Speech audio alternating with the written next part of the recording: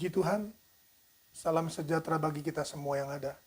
Kembali kita dalam acara Renungan Pagi GPDI VMM Menyapa saudara dimanapun saudara berada. Saya Gelam Gembala, menyapa saudara dimanapun saudara berada. Selamat pagi, selamat beraktivitas.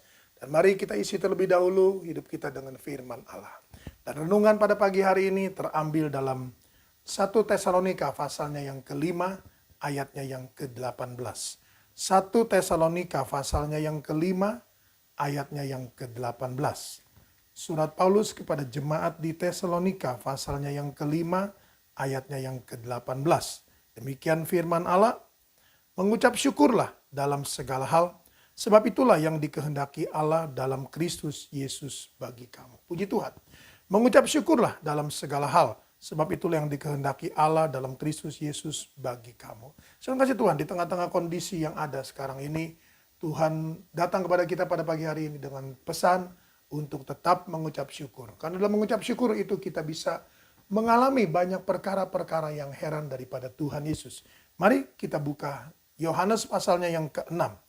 Injil Yohanes pasalnya yang ke-6 mulai ayat yang pertama. Injil Yohanes pasalnya yang ke-6 ayatnya yang pertama. Demikian firman Tuhan. Sesudah itu Yesus berangkat ke seberang danau Galilea, itu danau Tiberias. Orang banyak berbondong-bondong mengikuti dia karena mereka melihat mujizat-mujizat penyembuhan yang diadakan terhadap orang-orang sakit.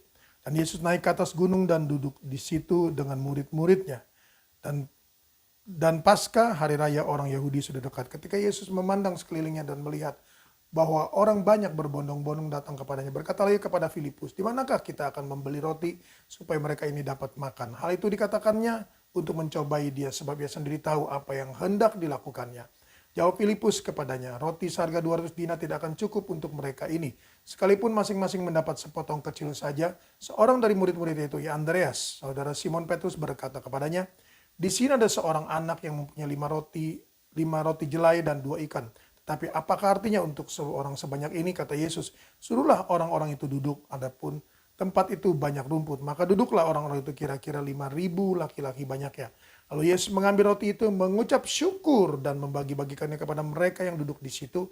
Demikian juga dibuatnya dengan ikan-ikan itu sebanyak yang mereka kehendaki.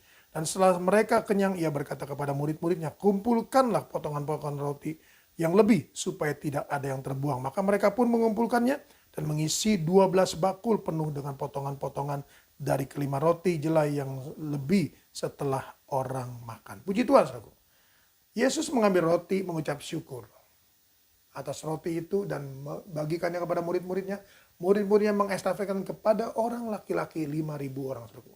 Dan mereka makan dan menjadi kenyang dengan sisa 12 bakul. Nah, saudara kasih Tuhan, mengucap syukur dalam segala hal, kata firman Allah.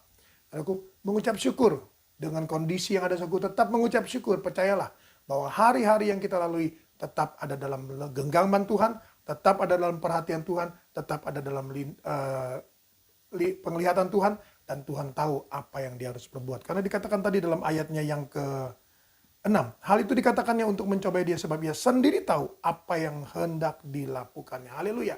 So kasih Tuhan, apa yang hendak dilakukan Tuhan tahu, saudara. Demikian pula saya kasih Tuhan. Saya boleh mengucap syukur, terima kasih kepada Tuhan untuk semua jemaat saudaraku yang begitu memperhatikan kami, keluarga, saudara kasih Tuhan. Hari-hari yang kami jalani saudaraku, selalu ucapan syukur saudaraku. Banyak jemaat yang berdoa, saudara kasih Tuhan. Banyak jemaat yang peduli, banyak jemaat saudara kasih Tuhan mengirimkan saudara kasih Tuhan.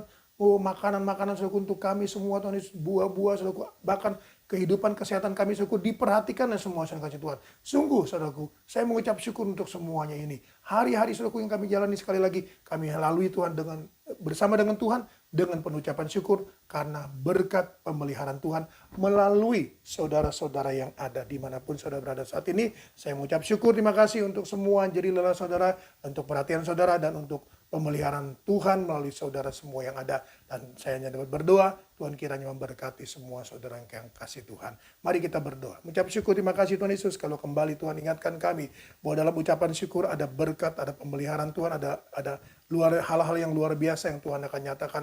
Mari Tuhan Yesus, hamba bersyukur Tuhan untuk semua Jemaat Tuhan yang begitu setia, yang memelihara kami semua Tuhan Yesus, yang begitu perhatian dengan segala kebutuhan kami. Mari Tuhan Yesus Engkau membalas mereka, baik yang sudah mengembalikan milikmu, yang sudah melakukan segala perkara yang heran, yang ingat akan kebutuhan bait Allahmu, yang ingat Tuhan akan program-program yang sudah dicanangkan. Mari Tuhan Engkau memberkati dengan membukakan tingkap-tingkap langit. Dalam nama Tuhan Yesus Kristus, berkati usaha mata pencari pekerjaan mereka, kehidupan kesehatan mereka, keluarga rumah tangga mereka, apapun yang mereka tekuni hari-hari ini, diberkati oleh Tuhan. Karena dengan pengucapan syukur Tuhan, hamba memeteraikan semua ini dalam nama Tuhan Yesus Kristus. Haleluya. Amin. Selamat beraktivitas. Tuhan memberkati kita.